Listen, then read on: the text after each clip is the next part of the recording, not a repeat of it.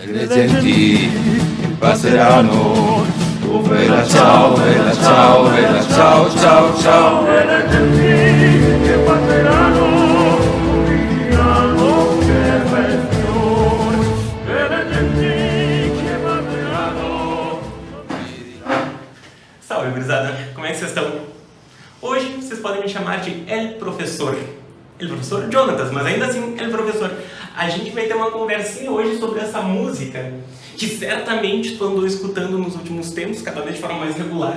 A música que recebe o título italiano Bella Ciao, ou Adeus Querida. Essa música ela acabou ficando mais famosa nos últimos tempos por conta da aparição na série da Netflix, La Casa de Papel. Mas essa música tem uma história muito rica por trás. E é sobre essa história bastante diversa que eu queria que a gente conversasse no nosso vídeo de hoje.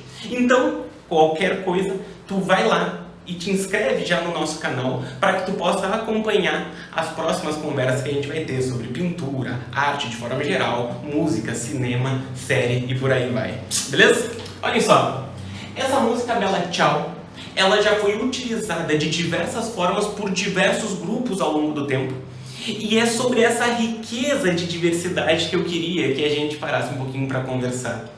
Bella Ciao apareceu numa versão na série La Casa de Papel, que é uma versão que foi constituída ao longo da Segunda Guerra Mundial como símbolo de resistência ao fascismo, mas ela tem origens um pouquinho mais antigas e isso vai nos ajudar a perceber a riqueza que essa canção possui. Sabe que quando a gente se questiona sobre a origem dessa música, existem duas teorias principais. Então eu não vou poder te afirmar com certeza qual é a origem, porque existem discordâncias sobre esse tema. Existem duas teorias principais. Primeiro, que a música Bella Ciao teria origem numa canção judaica, uma canção que teria sido composta por um ucraniano, Mishka Ziganov, que se chama Oi Oi de Koilen. Mas a outra teoria, que eu diria é um pouquinho mais aceita, porque ela tem registros históricos mais vastos, é a teoria que diz que essa música era cantada pelas chamadas mandinas. As mandinas eram camponesas do norte da Itália, que sazonalmente eram convocadas para trabalhar nos campos de arrozal. Elas iam lá trabalhar nos campos de arroz, eram submetidas, isso no final do século XIX, a condições de trabalho extremamente precárias, condições extremamente exploratórias, e desenvolveram uma canção para simbolizar o seu descontentamento e, através dessa representação artística, resistir àquilo que era imposto a elas. Nesse período, a letra da música era diferente em relação a essa versão que a gente viu agora no vídeo de abertura, com um professor cantando junto do Berlim. Nós tínhamos uma letra que, em vez de falar de resistência ao fascismo, falava sobre as condições de trabalho.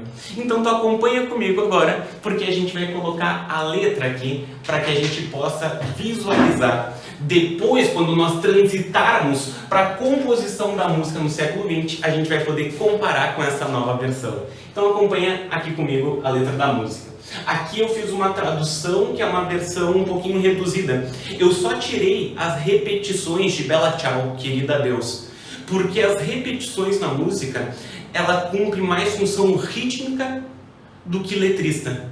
Então, basicamente, ela não precisa repetir tantas vezes para que a gente compreenda o significado. Ela fica mais clara da seguinte maneira: essa manhã eu me levantei, adeus querida, adeus querida. Essa manhã eu levantei e encontrei um invasor. Para trabalhar lá no arrozal, sob o sol que nos derruba, olha a crítica às condições de trabalho exploratório. E entre os insetos e os mosquitos, um trabalho pesado que tenho que fazer. O chefe está de pé com uma vara e nós curvados a trabalhar. Trabalho infame por pouco dinheiro e tua vida a consumir. Mas chegará o dia em que todos, querida, adeus querida, mas chegará o dia em que todos trabalharemos em liberdade. Então temos toda a concepção da exploração de trabalho às quais essas pessoas estavam submetidas, e a música como uma expressão artística de denúncia e resistência a isso, ao que elas estavam subordinadas. Só o que acontece? Essa música, como eu te disse, ela foi reutilizada de diversas maneiras por diversos grupos. Outro momento histórico importante em que ela foi cantada com muita força foi no contexto da Primeira Guerra Mundial. Muitas pessoas, obviamente, principalmente na Itália, eram contra a participação da Itália na guerra, e essa música acabou virando um grito de guerra nos protestos contra a entrada italiana nesse conflito. Só que existem poucos registros, como era uma música cantada muito por camadas, digamos, mais populares, era uma música não gravada em estúdio, nós não temos muitos registros da letra nesse contexto. Nós temos a letra bem documentada nessa transição para a Segunda Guerra Mundial, porque daí sim nós vamos chegar na versão mais famosa que essa música possuiu. Inclusive, segundo a própria série La Casa de Papel, é esta versão que o professor aprendeu e vai ensinar para os outros que estão envolvidos no atraco. Porque o pai dele tinha sido da resistência contra o fascismo italiano e tinha ensinado essa música para ele. Mas o contexto histórico é o seguinte, tá? Tu vai notar que ao longo da letra a gente fala muito em partigiani. Tá? Os partigiani é o que a gente chamaria hoje de partizan. Partizan eram guerrilheiros, tá? Muito fortes no leste europeu, mas no norte da Itália também, que se reuniam com suas táticas de guerrilha para resistir à expansão do fascismo de Mussolini e do nazismo de Hitler. Tu vai lembrar, por exemplo, que quando o fascismo de Mussolini acaba sofrendo as primeiras derrotas, grandes derrotas, na Segunda Guerra Mundial, a Alemanha acaba invadindo boa parte da Itália, chegando até Roma praticamente. E esses partisãs, esses guerrilheiros, junto com o exército que seria dos aliados, eles são os responsáveis por empurrar o nazismo de volta para o norte, possibilitando depois que os aliados virassem o jogo na Segunda Guerra e saíssem vencedores. Inclusive, nisso daqui o exército brasileiro teve participação. Mas o que tu vai notar é, quando nós falamos em partigiani na música, nós estamos falando em grupos de resistência que lutavam contra o fascismo e o nazismo na Itália, num contexto de invasão nazista.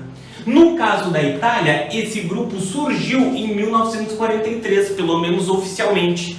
Mas muitos dizem que a música Bella Ciao já era cantada como forma de resistência desde 1922, quando Mussolini está dando seus primeiros passos em direção ao poder. Olha a riqueza dessa música: resistência a condições de trabalho extremamente exploratórias, depois resistência à entrada numa guerra considerada injusta, e depois o combate ao sistema opressor e totalitário do fascismo e do nazismo.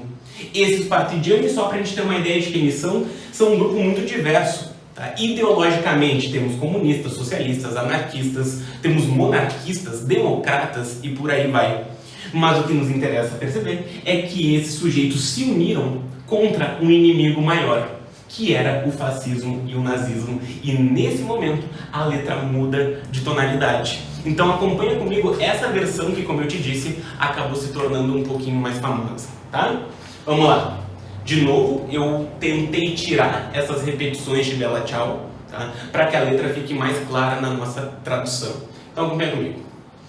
Uma manhã eu acordei, minha querida Deus, tá?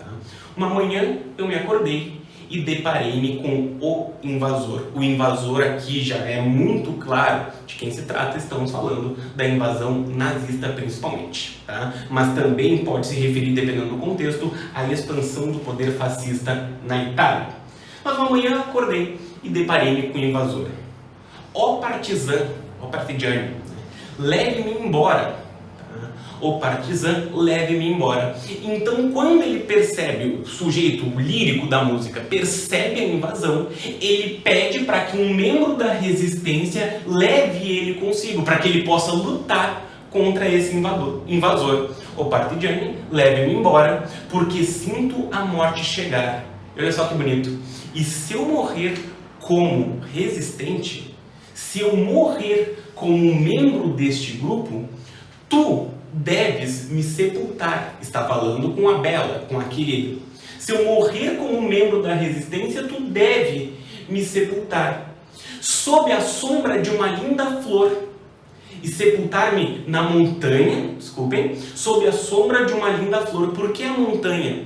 Pessoal, grupos guerrilheiros utilizam muito das características naturais da região como forma de vantagem. Os partigiani utilizavam a característica montanhosa do norte da Itália para ter vantagem sobre o exército alemão, que por sua vez não conhecia tanto aquelas características geográficas. Por isso a montanha tem um símbolo muito importante para esse movimento, tá? Sob a sombra de uma linda flor. E as pessoas que passarem, minha querida, e as pessoas que passarem irão dizer: que flor tão linda! E tu percebe que ele está tratando a própria morte em contraposição à beleza de uma flor? É um que morre enquanto um recebe destaque pela beleza. Aqueles que passarem irão me dizer: que flor tão linda! É esta a flor do homem da resistência. É esta flor do homem da resistência que morreu pela liberdade. Então, basicamente, esse sujeito percebe a invasão e ele está disposto a morrer para evitar que ela se consolide. Caso ele venha a morrer, que a sua querida, que a sua bela, sepulte ele numa montanha próxima a uma flor, para que as pessoas passem podendo prestar homenagem.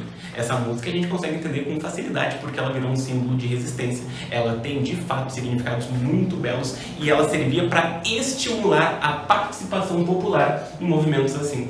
E mesmo depois de 1945, quando Mussolini e os seus líderes fascistas foram mortos e pendurados de ponta cabeça na Itália, a música continuou sendo utilizada por outros grupos. O Partido Comunista Italiano, que foi fundado em 43, utilizou a música durante um tempo. Os grupos monarquistas na Itália continuaram utilizando essa música. Lá no Chile, na década de 70, se utilizou muito essa música para lutar contra a ditadura do Pinochet. Em 1968, contra o racismo, em defesa do feminismo, pelos direitos civis, essa música foi utilizada também. Mais recentemente, em 2014, em Hong Kong, a juventude saiu para as ruas cantando essa música. Então tu percebe que ela tem símbolos muito fortes e é por isso que ela acabou sendo tão utilizada ao longo do tempo. Percebe então por que na série ela cumpre um papel importante? Porque os membros do Atraco se colocam como resistentes contra o sistema. E daí a utilização dela, que não é por acaso. Agora, vamos ficar mais um pouquinho da música para a gente escutar. Agora que a gente conhece a história, agora nossa interpretação fica enriquecida. Espero que vocês tenham gostado. Até o nosso próximo encontro. Vela ciao, vela ciao, vela ciao, ciao, ciao. E le genti che passeranno